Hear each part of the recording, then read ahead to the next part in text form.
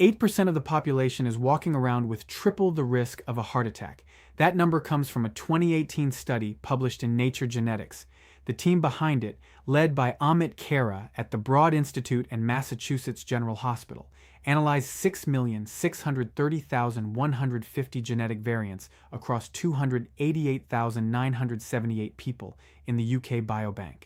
They built what is called a genome-wide polygenic score for coronary artery disease, and they found that your risk of a heart attack is not a roll of the dice. It is readable from your DNA before your first symptom ever shows up. That study is now over 7 years old. Most people have never heard of it, and the reason they haven't heard of it is not because the science was weak. It was replicated, expanded, and built upon by research teams across multiple continents. The reason is that the medical system you interact with was not designed to act on this kind of information. Not yet. And that gap between what genetic research has already proven and what your doctor has actually told you is what this video is about. But the polygenic score is only one layer. There is a single gene variant carried by roughly 2% of African Americans that cuts heart attack risk by 88%. There is another molecule controlled almost entirely by one gene that affects 1 in 5 people on Earth and can triple your cardiac risk. And there is a study from the New England Journal of Medicine showing that even if your DNA stacks the odds against you, a specific set of behaviors can cut that inherited risk nearly in half. All of it is in the published literature. Almost none of it has reached you through your regular doctor's visit. This is personal, because whatever your ancestry, your age, your family history, your genome already has a position on when and whether your heart is at risk. The question is whether you know what it says. Now, here is what most people believe about heart attacks, and it is not entirely wrong, but it is dangerously incomplete. The standard understanding goes like this: high cholesterol, high blood pressure, smoking, obesity, diabetes, stress, sedentary lifestyle. Those are the risk factors your doctor screens for. They are real. They matter. Nobody serious disputes that. But here's the part most people get wrong. Those risk factors explain only a portion of who actually has a heart attack. Cardiologists have known for decades that some people do everything wrong: smoke, eat poorly, never exercise, and live to 90 with clean arteries. Other people do everything right and drop dead at 52. The medical profession has a polite term for this. They call it residual risk. What that really means is we know something else is going on, and for a long time, we could not measure it.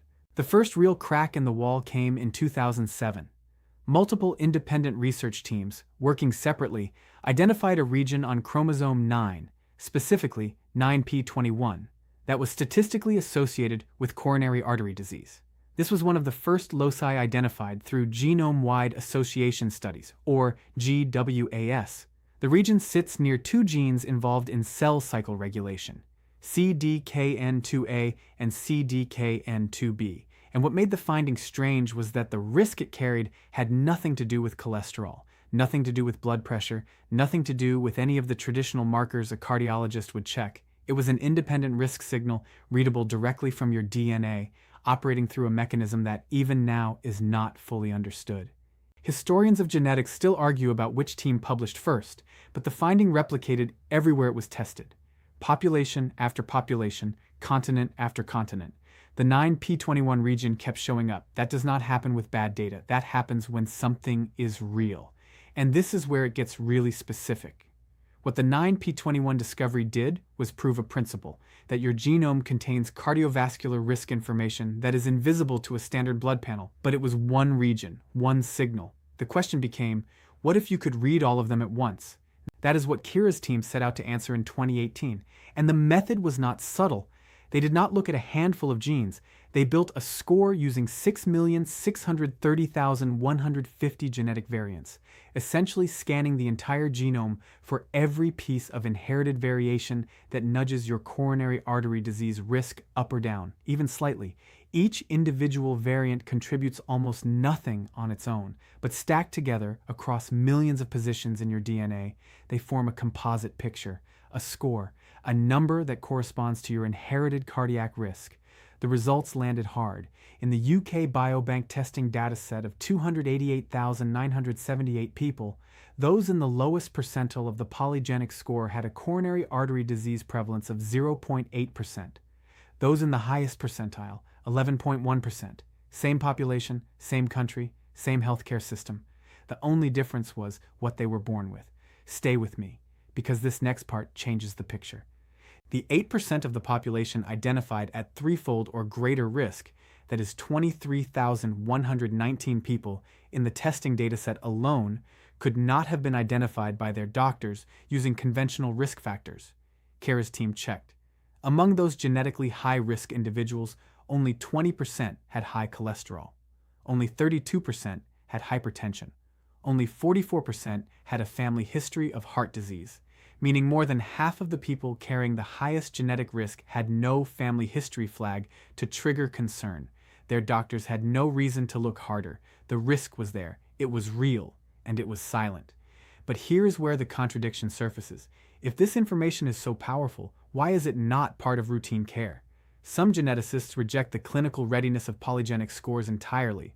Others say they represent the most important advance in cardiovascular risk prediction in a generation. Two valid positions. Neither has fully won. The debate is real, and it is ongoing. The concerns are legitimate. The original 2018 score was developed and validated almost exclusively in people of European ancestry. Allele frequencies differ across populations. Linkage disequilibrium patterns differ. Effect sizes for individual variants can shift depending on genetic background. A polygenic score optimized for British participants in the UK Biobank does not automatically perform the same way for someone of West African, South Asian, or East Asian descent. Researchers knew this, and they worked on it. By 2023, a team including many of the original researchers published an improved version, called GPS-MALT, in Nature Medicine. This updated score incorporated genome-wide association data from 5 different ancestry groups. It performed better across populations, not perfectly, better. And the gap between ancestry groups narrowed, but it did not disappear. The research is contested, but the pattern holds. Across every population tested, across every study design, the core finding repeats. Your genome carries cardiovascular risk information that blood tests and family history alone cannot capture. Now here is the part nobody talks about. The polygenic score is a blunt instrument in one sense. It aggregates millions of tiny effects, but there are also single genes that carry enormous cardiac weight on their own, and the story of one of those genes rewrote an entire class of medicine. In 2006, Jonathan Cohen and Helen Hobbs at UT Southwestern published a study in the New England Journal of Medicine. They had been working with data from the Dallas Heart Study, tracking cardiovascular outcomes alongside genetic sequencing. What they found was that approximately 2% of African American participants carried loss-of-function mutations in a gene called PCSK9. That gene controls how your liver clears LDL cholesterol from your blood. When PCSK9 works normally, it degrades the receptors that pull LDL out of circulation. When it is broken, when you carry a loss-of-function variant, those receptors stay active longer and your LDL drops. The magnitude of the finding was not small. It was an 88% reduction in coronary heart disease among Black participants who carried those mutations. 88%. That deserves a pause. That single study launched a pharmaceutical race. If nature could protect people by breaking PCSK9, then a drug that inhibited PCSK9 should do the same thing. Within a decade, 2 PCSK9 inhibitor drugs, evolocumab and alirocumab, were approved and on the market. An entire drug class, born from one genetic observation in a Dallas cohort. The DNA told researchers what to target. The drugs followed the evidence. I checked this 4 times. The number does not change. If you are the kind of person who wants to follow the evidence instead of just hearing the headline, subscribe. Every video on this channel works exactly this way, but PCSK9 is a single gene with a dramatic effect. Most cardiac risk does not work that way. Most of it is polygenic, spread across thousands of variants, each one contributing a tiny nudge. And that is what makes the polygenic score so important and so difficult to act on clinically. A single gene can become a drug target. A score derived from 6.6 million variants does not point at one pathway. it points at you. So what does this mean for you specifically? If you are of European descent, the 2018 Khera score applies most directly to your genetic background. 8% of that population carries threefold or greater risk. That is roughly 1 in 12 people.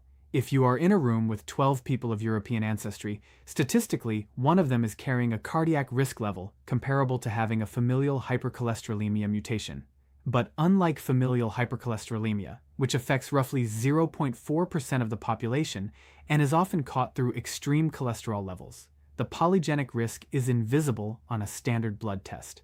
The polygenic approach identifies 20 times more high-risk individuals than monogenic screening, 20 times. If your ancestry is South Asian, East Asian, African, or Latino, the picture is more complex. The polygenic scores developed on European data do not transfer perfectly. The 2023 GPS-MULT score improved accuracy, but gaps remain.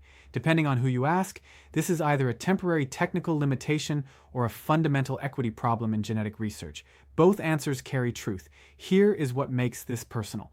There is another molecule, lipoprotein A, written as LPA, that roughly 1 in 5 people on Earth carry at elevated levels. Your LPA level is approximately 90% determined by a single gene, LPA. You cannot lower it meaningfully through diet or exercise. Statins do not touch it, and elevated LPA can double or triple your risk of a heart attack. Most standard lipid panels do not measure LPA. Your doctor has likely never ordered the test. Not because the evidence is weak, the American Heart Association recognizes elevated LPA as an independent risk factor, but because there has been no approved drug specifically targeting it. That is changing. Clinical trials are underway. But right now, at this moment, 20% of the global population carries a genetically determined cardiac risk factor that most of them have never been tested for. You need to hear this next finding, because it changes the weight of everything that came before. If a like genuinely helps this reach the people who need to hear it, that is how the algorithm works. In 2016, 2 years before the polygenic score paper, Khera published a separate study in the New England Journal of Medicine. This one asked a different question. If your DNA loads the gun, does lifestyle pull the trigger? The study looked at genetic risk alongside 4 lifestyle factors: not smoking, not being obese, regular physical activity, and a healthy diet. Among participants at high genetic risk for coronary artery disease, adherence to a favorable lifestyle was associated with a nearly 50% lower relative risk. Nearly half. That sounds simple. It is not, because what it means is that genetic risk is not destiny. It is probability. Your DNA sets a baseline, a starting position on a risk curve, but your behavior shifts where you land on that curve. A person in the top 8% of genetic risk who maintains all 4 healthy lifestyle factors can bring their absolute risk down to a level comparable to someone with average genetics who does nothing. The inverse is also true. Someone in the lowest genetic risk category who smokes, is obese, is sedentary, and eats poorly can push their risk up to match the genetically unlucky. DNA loads the weight. Behavior decides whether you carry it or drop it. Some researchers argue this makes polygenic scores even more useful, not less, because if you know your genetic risk is high, you now have evidence that the lifestyle interventions are not just generally good for you. They are specifically, measurably more impactful for you than for someone with lower genetic risk. The benefit is proportional to the threat. And here is the number that should bother you. In Khera's 2018 study, the polygenic score could have been calculated at birth from a single genotyping array for any of the 288,978 participants. That same array, run once, could simultaneously calculate risk scores for coronary artery disease, atrial fibrillation, type 2 diabetes, inflammatory bowel disease, and breast cancer. In total, 19.8% of the UK Biobank participants, roughly 1 in 5, were at threefold or greater increased risk for at least one of those 5 diseases. 1 genotyping event, 5 disease risks at any age. If your family has a history of heart disease, or if it does not, but you carry the risk anyway, your genetic story might confirm or complicate what you thought you knew. That is not something I can determine from here, but you can. The data exists. The tests are commercially available. The comment section is open for anyone who has already looked. Now here is where this comes back to where it started. That 8% number from 2018, the fraction of the population at triple the risk, was derived from a dataset of people aged 40 to 69 in the United Kingdom. Those individuals had already been living with their genetic risk for decades. Some had already had heart attacks, some had not. But the score could have been calculated for them at birth, decades before the first plaque formed in an artery. The technology existed. The evidence was there. The published paper was open access and freely available. Khera's group at the Broad Institute has since helped launch one of the first clinical implementations of polygenic scoring at Massachusetts General Hospital. The science moved forward. The system that delivers information to you moves slower. This is not conspiracy. This is not suppression. This is the ordinary, predictable gap between what research proves and what clinical practice adopts. Drug approval takes years. Guideline changes take longer. And in that gap, people who could have been identified, warned, and treated walk around carrying a risk they were never told about. The score sits in your genome. It has been there since the moment you were conceived. A number, readable, calculable, actionable, written into 6,630,150 positions across your chromosomes. Khera's team proved it could be read in 2018. The question was never whether the information existed. The question was whether anyone would tell you. 8% of the population, triple the risk. Most of them have no idea. That number has not changed since 2018. Your DNA has not changed either. It is sitting in every cell of your body right now, holding a cardiac risk score that was decided before your heart beat for the first time.